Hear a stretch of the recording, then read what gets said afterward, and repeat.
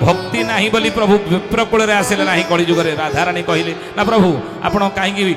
क्षत्रिय cool कली जुगे आसबे ना ना दंड दंड देवा क्षत्रिय नीति दंड दंड देवा क्षत्रिय नीति दंड दंड देवा क्षत्रिय नीति दंड दंड देवा क्षत्रिय नीति से काहू जानिब कृष्ण भक्ति से काहू जानिब कृष्ण भक्ति दंड देवा अधिकार सब्यस्त करवा हुकुम जाहि करवा ये क्षत्रियर गुण क्षत्रियर स्वभाव क्षत्रियर लक्षण नहीं जे क्षत्रिय खंडायत जी से कौन कर मु शासन मु कहीं मानवी मो इच्छा जहाँ से करी तेणु अधिकार सब्यस्त करवा दंड देवा जीव हिंसा गोटी व्रत तांकर जीव हिंसा गोटी व्रत तांकर ए जीव हिंसा गोटी व्रत तांकर जीव हिंसा गोटी व्रत तांकर से काहू पाइबे कृष्ण पयर से काहू पाइबे कृष्ण पयर जेहेतु जीव हिंसा गोटी क्षत्रिय आप जानी पूर्व काल में क्षत्रिय माने कौन करुले मृगया करुले मृग माणिके आणुले मृग मांस एवं से गंडा मारुले जानी धर्मराज युधिष्ठिर द्वापर जुगर अर्जुन को पठेते गंडा मांस आने जेहेतु जीव हिंसा गोटी व्रत तांकर से काऊ पाइब कृष्ण पयर तेणु सकल घटे नारायण अनादि परम कारण सकल घटरे कीट ठारू ब्रह्म पर्यंत प्रभु सबुठारे विराजमान जेहेतु क्षत्रिय जीव हिंसा करिवो तेणुक प्रभु से कूल आसबे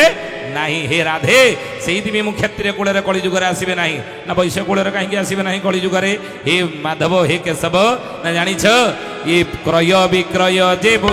वैश्य वर्ण हटे वाणिज्याचार वैश्य वर्ण हटे वाणिज्याचार क्रय विक्रय रे मति तांकर क्रय विक्रय रे मति तांकर वैश्य कहले हेले बेपारी बेपारी रो काम कौन ना किनिबा बिकिबा नहीं जोटा को सी 5 टंका 10 टंकार किणिला गोटे बेपारी बाईगण कि आलू किणिला जदि 10 टंकार किलो सी चाहिए मुझे 20 टंकार ना 15 टंकार बिक्री करी नहीं तेणु क्रय विक्रय जे मती क्रय विक्रय जे मती से काहू पाइब कृष्ण भक्ति से काहू पाइब कृष्ण भक्ति तेणु किणवा बिकिबारे लाभ क्षति बेपारी देखिबो जोड़ी लाभ क्षति देखिब से प्रभु आसबे ना से कूल जदि लाभ क्षति जड़े देखला भगवत कार्य धर्म कार्य ताले शूद्र कूल कहीं आसबे ना शूद्र वर्ण रे सेवा प्राप्त होए शूद्र वर्ण रे सेवा प्राप्त होए अहंकार नाही शूद्र देहे अहंकार नाही शूद्र देहे शूद्र वर्ण रे सेवा प्राप्त हुए अहंकार नाही शूद्र देहे जोड़ी अहंकार नाही तेणु 3 वर्णे बाबू भक्ति नाही 3 वर्णे बाबू भक्ति नाही 3 वर्णे बाबू भक्ति नाही 3 वर्णे बाबू भक्ति नाही शूद्रे भक्ति प्रसिद्ध बोलाई शूद्रे भक्ति विप्रसिद्ध बोलाई 3 वर्णे बाबू भक्ति नाही शूद्रे भक्ति सिद्ध विप्र बोलाई तेणु केवल शूद्र वर्ण रे ही भक्ति रही कली जुगे शूद्र वर्ण रे ही भक्ति तेणु हे ज्ञानी गुणी मंडली गुरु भाई भौणी माने अच्युतानंद महापुरुष आपको लिखि आमे कहूनु मालिकार सिद्धांत आपन को दउचु ग्रंथर सिद्धांत जहा लेखा अछि राधाराणी पचारे प्रभु जदि कली जुगे आप शूद्र कूल आसबे ताले कली जुगे कौ समय आप जन्म हेबे कौ बेले कौ समय कौ मसरे कौ मसीह कौ तिथि लग्न कौ वार जन्म हे टे कहूना अच्युतानंद महापुरुष लिखिले सारला मंडल गुप्त गीता सारला मंडल गुप्त गीता लिखिले कली जुग शेष अंकरे आंबे जन्म हेबो पिता जदु माता सुकांती तांक कोଳରେ थिबो पिता जदु माता सुकांती तांक कोଳରେ थिबो पिता जदु माता सुकांती तांक कोଳରେ थिबो कली जुग शेष अंकरे आम्भे जन्म हेबु पिता जदु माता सुकांती तांको कोଳରେ थिबु पिता नाम जदुनाथ माता सुकांती को कोळ मंडन करी कली जुग शेष बेले मु जन्म ग्रहण करिथिबि अच्युतानंद महापुरुष ओ शिष्य रामदास पचारे माँ राधाराणी भी पचारे कलिजुग शेष अंकरे आप जन्म हे ताले कलिजुग शेष अंकरे कौ समय जन्म हे टे कहूना कलिजुग शेषटी केतबेले बोली आम जाना आउ से समय आप कौ मसीहा कौ तिथि कौ लग्न जन्म ग्रहण करेंगे महापुरुष लिखिले मालिकारे कहले 1340 रुजे हे बहु गोड़ा 1340 रुजे हे बहु गोड़ा 13टी टोपर भोग हेब कड़ी काल 13 जन भावी अछंती रही नाही 13 जन उड़ी हरिबो भावे अछंती रही नाही शनि 7 बार कड़ा राहुरे रहिब शनि 7 बार कड़ा राहुरे रहिब मुहूर्त महुरा ग्राम लीला प्रकाशिब एहा सत्य गो कहीदेली कड़ी समाचार गो एहा सत्य गो कहीदेली कड़ी समाचार गो बोल श्री चर्मनाथ गुरु स्वामी की शनि 7 बार कड़ा राहुरे रहिब मुहूर्त महुरा ग्राम लीला प्रकाशिब ना केते बेले ना रते साल तो सने 3 सुन 2 रते साल तो सने 3 सुन 2 प्रकाश लीलार कड़ा परम हंस ईशड़िया बाबा बाबा मातार प्रचार गो ईशड़िया बाबा बाबा मातार प्रचार गो 1340 रुजे हे बहु गोड़ा 1340 रुजे हे बहु गोड़ा 13टी टोपर भोग हेब कड़ी काल 13 जन हे 13 जन उड़ी हरिबो अछंती रही नाही 13 जन भावे अछंती रही नाही सड़ियाब कहले 42 गजपति राजा दिव्य सिंहर ये समय को आम देखा यही समय हे राधाराणी मो जन्म ग्रहण करी अच्युतानंद मध्य प्रिय शिष्य रामचंद्र को यही समय प्रभु जन्म ग्रहण करें तेणु हे सुधीजनी मालिकार ये हूँ सिद्धांत मालिकार प्रमाण देलु कलिजुगे भगवान शेष अवतार कलिकी अवतार क्यों समय क्योंटी जन्म ग्रहण करते माँ राधाराणी द्वापर जुगे पचारे अच्युतानंद महापुरुष तार सिद्धांत देते प्रभु मध्य से समय कही ताले कौन करेंगे ये जो शांति निराकार ब्रह्मयज्ञ एठारे जे होउची माँ राधाराणी कहले प्रभु जदि आप जन्म ग्रहण से करें 25 मसीह आई समय जन्म ग्रहण जदि मुहूर्त ताले से कि लीला मान करेंगे महापुरुष अच्युतानंद या भल भाव सुंदर भाव बुझे कही कौन करूँ ना 28 27 अंके पूरब दिगरु समुद्र आसीब माड़ी उत्तर गंगा उछुड़ी पड़ीन तही संगे देव धाड़ी भजरे के सब जपरे के सब भज श्री के सब हरि बहुरा ग्राम रे लीला प्रकाशिबे अछब गुण रे बड़ी कहले बाबू रे 27 अंके एपटे मध्य अच्युतानंद कही 27 अंके टाकिथा बरज दुलुकिब मही गोटा ये 2025 मसीहा 2027 मसीहा ये समय 25 मसीहार यज्ञ होउची माने कौन पाई निराकार ब्रह्म यज्ञ कहीं होउची जानिछंदी ना मीन शनि गुरु पार रे पड़िबो एही अंके ध्रुव ध्रुव मिथुन मासरे 13 दिन पखे काल धरणी ग्रासिबो भजरे के सब जपरे के सब भज श्री के सब हरि बहुरा ग्राम रे लीला प्रकाशिबे अछब गुण रे बड़ी अच्युतानंद महापुरुष लिखिले मीन शनि गुरुवार रे पड़िबो एही अंके ध्रुव ध्रुव आगु को आपण देखिबे मीन राशि रे शनि प्रवेश करिवे केतेबेले 2025 मसीहा मार्च मासरे मीन राशि रे शनि प्रवेश करिवे रहिबे 2027 मसीहा मे मास 20 तारीख जाए मीन राशि रे शनि रहिबे आ मीन राशि रे शनि रहिले कौन हेबो ନା ଅଚ୍ୟୁତାନନ୍ଦ ମହାପୁରୁଷ ଲେଖିଛନ୍ତି 27 ଅଙ୍କ ଟାକିତା ବରଜ ଦୁଲୁକିବ ମହି ଗୋଟା ଆଉ ଶ୍ରୀଗୁରୁ ଆଜ୍ଞାକୁ ମାନୁଥିବୁ ବାବୁ ନହେଲେ କରମ ଫଟା। ଯଦି ଗୁରୁ ଆଜ୍ଞା ମାନୁଥିବୁ ତାହେଲେ 27 ମସିହାରେ ଯେଉଁ ମହିଦୁ ଲୁକିବ ସେଥିରୁ ତୁ ରକ୍ଷା ପାଇବୁ। କ'ଣ ମହିଦୁ ଲୁକିବ ନା ମହାପୁରୁଷ ଲେଖିଛନ୍ତି ମୀନ ଶନି ଗୁରୁବାରରେ ପଡ଼ିବ ଏହି ଅଙ୍କେ ଧ୍ରୁବ ଧ୍ରୁବ। ମିଥୁନ ମାସ କହିଲେ କ'ଣ? ଆଷାଢ଼ ମାସ। ମିଥୁନ ମାସରେ 13 ଦିନିଆ ପକ୍ଷ ପଡ଼ିଲେ କ'ଣ ହବ? ମିଥୁନ ମାସରେ 13 ଦିନ ପକେ କାଳ ଧରଣୀ ଗ୍ରାସିବ। ଏ ଧରଣୀ କି କାଳ ଗ୍ରାସିଲା ଭଳି ପରିସ୍ଥିତି ସଂସାରରେ ସୃଷ୍ଟି ହେବ। ଆପଣ ବିଶ୍ୱାସ କରନ୍ତୁ ବା ନ କରନ୍ତୁ, ଏ କଥାକୁ ଗ୍ରହଣ କରନ୍ତୁ ବା ନ କରନ୍ତୁ, ମାନନ୍ତୁ ବା ନ ମାନନ୍ତୁ, ମାଳିକା ବଚନ ନ ହୋଇବାନ। ଇଏ 25ରୁ 27 ମସିହା ବି ହେଉଛି ସାରା ବିଶ୍ୱ ପାଇଁ ବିପଦ। ସନ୍ଥ ସୁରଦା ତାଙ୍କର ସୁର ସାଗର ଗ୍ରନ୍ଥରେ ଲେଖିଛନ୍ତି ରେ ମନ ଧୀରଜ କ୍ୟୁ ନ ଧରେ ରେ କଳିଯୁଗର ମଣିଷ ଧୈର୍ଯ୍ୟ ଧରିକି ରୁହ। କାହିଁକି ନା ଏ ସମୟରେ କ'ଣ ହବ? ଅକାଳ ମୃତ୍ୟୁ ଜଗମାଇ ବ୍ୟାପେ ପ୍ରଜା ବହୁତ ମରେ। ଅକାଳ ମୃତ୍ୟୁ ସଂସାରରେ ଜୋରରେ ଦେଖାଦେବ। ସେ ପ୍ରାକୃତିକ ବିପର୍ଯ୍ୟୟ ଆକାରରେ ହେଉ, ବନ୍ୟା ବାତ୍ୟା ମହାମାରୀ ଅତିବୃଷ୍ଟି ଅନାବୃଷ୍ଟି ଯୋଗୁଁ, ଯାନବାହନ ଦୁର୍ଘଟଣା ଯୋଗୁଁ ହେଉ ବା ଯୁଦ୍ଧର ଘନଘଟା ଯୋଗୁଁ ହେଉ, ଅକାଳ ମୃତ୍ୟୁ ଜୋରରେ ଦେଖାଦେବ।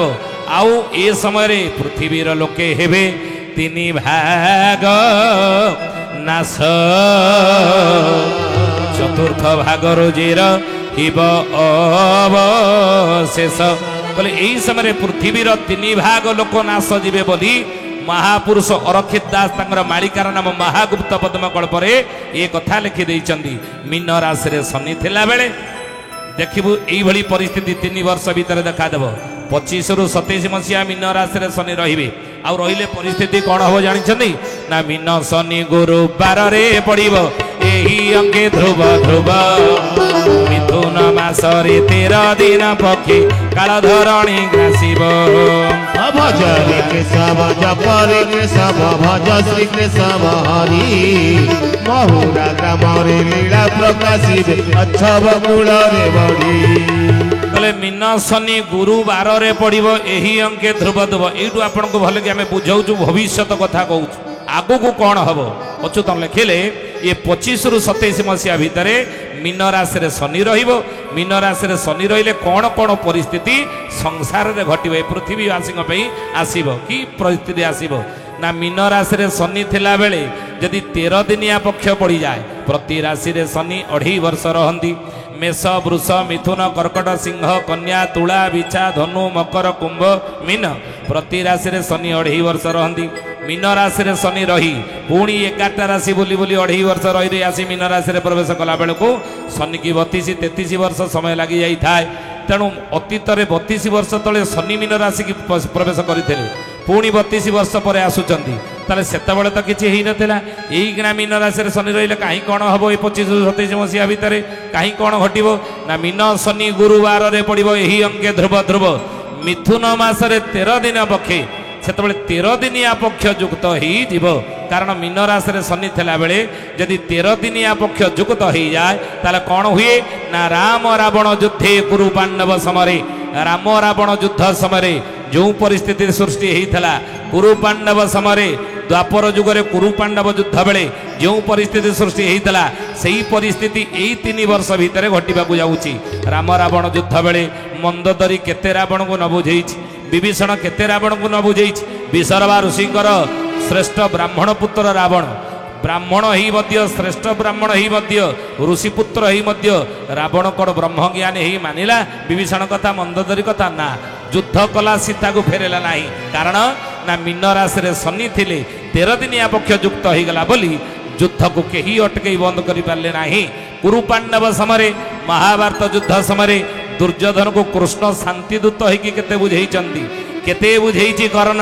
दुर्योधन मानिला मेरा युद्धे देवी नाई सूच्यग्र दिन युद्ध कला। तेणु से परिस्थिति युद्धर परिस्थिति सृष्टि हो जाए जो मीन राशि रे शनि थिला बेले 13 दिनिया पक्ष युक्त हो जाए। बुझिले? अच्युतानंद से कथा मालिकार लिखिले। विशेषकर आम ओडिशा भाई कौन हम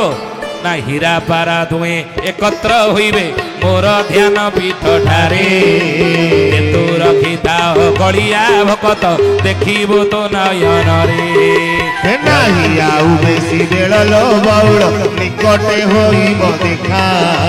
ପଞ୍ଚସଖା ମାନେ କହି ଯାଇଛନ୍ତି ପୁରାଣରେ ଅଛି ଲେଖା। এই সময় হীরা পারা দুইটা একাঠি হেবে হীরা কইলে কোন হীরাকুদ এটু কেতে বাট কি হীরাকুদটা কেতে বাট হব কেতে কিলোমিটার 60 হ্যাঁ হীরা পারা দুইটা একাঠি হেবে বলি মালিকারে লেখা হয়েছে হীরা কলে হীরাকুদ পারা কলে পারাদীপ ওড়িশার পশ্চিম পট সম্বলপুর অঞ্চল রয়েছে হীরাকুদ বন্ধ 1947 মସିହାରେ ଆରମ୍ଭ ହୋଇ 1958 ମସିହାରେ କାର୍ଯ୍ୟକ୍ଷମ ହୋଇଥିବା ଓଡ଼ିଶାର ମହାନଦୀ ଉପରେ ସବୁଠାରୁ ବଡ଼ ବନ୍ଧର ନାମ ହେଲା ହୀରାକୁଦ ବନ୍ଧ। ଅଚ୍ୟୁତାନନ୍ଦ ମହାପୁରୁଷ ମାଳିକାରେ ଲେଖିଲେ ନା ହୀରା ପାରା ଦୁଇଟା ଏକାଠି ହେବେ ହୀରାକୁଦ ବନ୍ଧ ଭାଙ୍ଗିବ ସେପଟୁ ପାରାଦୀପରୁ ପାଣି ଆସିବ ଜଳପ୍ଲାବନ ଓଡ଼ିଶା ଭଇଁ ହେବ। ଆଜି ବି ବୈଜ୍ଞାନିକମାନେ ଭବିଷ୍ୟତବାଣୀ କଲେଣି ନାସାର ଯେ ଭାରତ ଏ ପୃଥିବୀର ଉତ୍ତର ମେରୁ ଦକ୍ଷିଣ ମେରୁରେ ଥିବା ବରଫମାନ ସୂର୍ଯ୍ୟତାପ ଯୋଗୁଁ ତରଳିବା ଇଦି ପ୍ରବଳ ମାତ୍ରାରେ ବଢ଼ିବ ଯେ ତରଳିବା ସମୁଦ୍ର ଜଳପତନ ବଢ଼ି କ'ଣ ହେବ ନା ଦିଲ୍ଲୀ ଭଳି 10ଟି ସହର ସମୁଦ୍ର ଗର୍ଭ ଭିତରେ ଲୀନ ହୋଇଯିବାକୁ ଯାଉଛି ନିକଟ ଭବିଷ୍ୟତରେ ଏବଂ ତନ୍ମଧ୍ୟରୁ ପାରାଦୀପ ହେଉଛି ଅନ୍ୟତମ ବୋଲି ନାସାର ବୈଜ୍ଞାନିକମାନେ ଆଜି ଭବିଷ୍ୟତବାଣୀ କଲେଣି। ଆପଣମାନେ ଗୁଗୁଲ ସର୍ଚ୍ଚ କରି ଦେଖିଦେବେ। ତେଣୁ ନାସାର ବୈଜ୍ଞାନିକମାନେ କହିଲେଣି ଆଗକୁ ସମୁଦ୍ର ଭିତରେ ଦିଲ୍ଲୀ ଭଳି 10ଟି ସହର ବୁଡ଼ିଯିବ ତା ଦେହରୁ ଓଡ଼ିଶାର ପାରାଦୀପ ହେଉଛି ଅନ୍ୟତମ। ଯେତେବେଳେ ମୀନ ରାଶିରେ ଶନି ଥିଲାବେଳେ 13 ଦିନିଆ ପକ୍ଷ ଯୁକ୍ତ ହେଇଯିବ। ତେଣୁ ଏପଟେ ହେଲେ ହୀରାକୁଦ ପାରାଦୀପ ହେଲେ ସେପଟେ ରହିଲା ଓଡ଼ିଶାର ପୂର୍ବ ପଟରେ ପାରାଦୀପ ହୀରା ପାରା ଦୁଇଟା ଏକାଠି ହେବେ ହେଲେ କ'ଣ ହେବ ମହାପୁରୁଷ ମାଳିକାରେ ଲେଖିଛନ୍ତି ପୃଥିବୀର ଲୋକେ ହେବେ 3 ଭାଗ ନାଶ ଭାବ 3 ଭାଗ ନାଶ ଚତୁର୍ଥ ଭାଗ ରୋଜେର କିବା ଅବଶେଷ ଯେ ରହିବ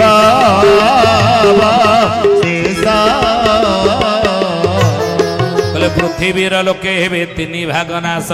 ପ୍ରାକୃତିକ ବିପର୍ଯ୍ୟୟ ବନ୍ୟା ବାତ୍ୟା ମହାମାରୀ ଯୋଗୁଁ ହେଉ ବା ଭୂମିକମ୍ପ ଅତିବୃଷ୍ଟି ଅନାବୃଷ୍ଟି ଯୋଗୁଁ ହେଉ ପୃଥିବୀର 3 ଭାଗ ଲୋକ ଜଳପ୍ରଳୟ ଦ୍ୱାରା ହେଉ 3 ଭାଗ ଲୋକ ନାଶ ଯିବେ ଭାଗେ ରହିବେ କେଉଁମାନେ ରହିବେ ଅଚ୍ୟୁତାନନ୍ଦ ମହାପୁରୁଷ ଲେଖିଛନ୍ତି ସତୀ ଯତି ପ୍ରାଣୀ ମାନେ ସଂସାରେ ବିହନ ବାବୁ ସଂସାରେ ବିହନ ଆଉ ସବୁ ପ୍ରାଣୀ ମାନେ ଅଗାଡ଼ିରେ ଗଣ ବାବୁ ଅଗାଡ଼ିରେ ଗଣ ସତୀ ଯତି ପ୍ରାଣୀ ମାନେ ସଂସାର ବିହନ ଯତି କହିଲେ ସାଧୁ ସନ୍ନ୍ୟାସୀ ଯିଏ ଧର୍ମ ବାଟରେ ଥିବେ ଧର୍ମକୁ ଧରିକି ଥିବେ ସେଇମାନେ ହିଁ ରହିବେ। ଆଉ ମହାପୁରୁଷ ଲେଖିଲେ କ'ଣ କହିଲେ କହିଲେ ବାବୁରେ ଏ ସମୟରେ ଧାରାରେ ରହିବା ଲୋକ ସରବେ ତରିବେ ବାବୁ ସରବେ ତରିବେ ଆଉ ସବୁ ପ୍ରାଣୀ ମାନେ କ୍ଷଣେ ନାଶ ଯିବେ ବାବୁ କ୍ଷଣେ ନାଶ ଯିବେ ଧାରାରେ ରହିବା ଲୋକ ସରବେତରେ ଧାରା କଲେ ନିୟମ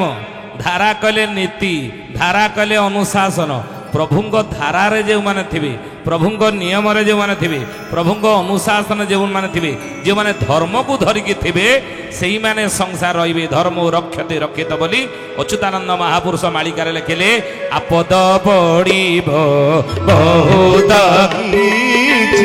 ଆବର ଭାଙ୍ଗିବ ଆଗୁ କହୁଛି ଆରତେ ଲୋଡ଼ିବେ ଧର୍ମ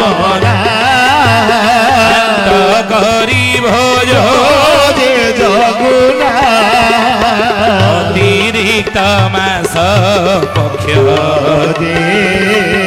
ଅମାବାସ୍ୟା ସଂକ୍ରାନ୍ତି ଏକତ୍ର ପଡ଼ିବ ବହୁବାର କର ଲକ୍ଷ୍ୟ ଯେ ସେ ଅମାବାସ୍ୟା ସଂକ୍ରାନ୍ତି ଏକତ୍ର ପଡ଼ିବ ବହୁବାର କର ଲକ୍ଷ୍ୟ ଯେ ଏ ଅଙ୍କ ବାକ୍ୟଟାକୁ ଭଲ ଭାବରେ ବୁଝ। ଏଇ ସମୟରେ ଆପଦ ପଡ଼ିବ ବହୁତ କିଛି, ବହୁତ ଆପଦ ବିପଦ କଳିଯୁଗର ଲୋକଙ୍କ ଉପରେ 3 ବର୍ଷ ଭିତରେ ପଡ଼ିବାକୁ ଯାଉଛି। ଆବର ଭାଙ୍ଗିବ, ପୁଣି ଅରେ ଲେଖିଲେ ଆବର ଭାଙ୍ଗିବ। ଆଗକୁ କହୁଛି ଟାଣ କାହାର ଏତେବେଳେ ରହିବ ନାହିଁ। ଟାଣ ମଣିଷ ଭିତରେ ଆମ ଭିତରେ କେତେବେଳେ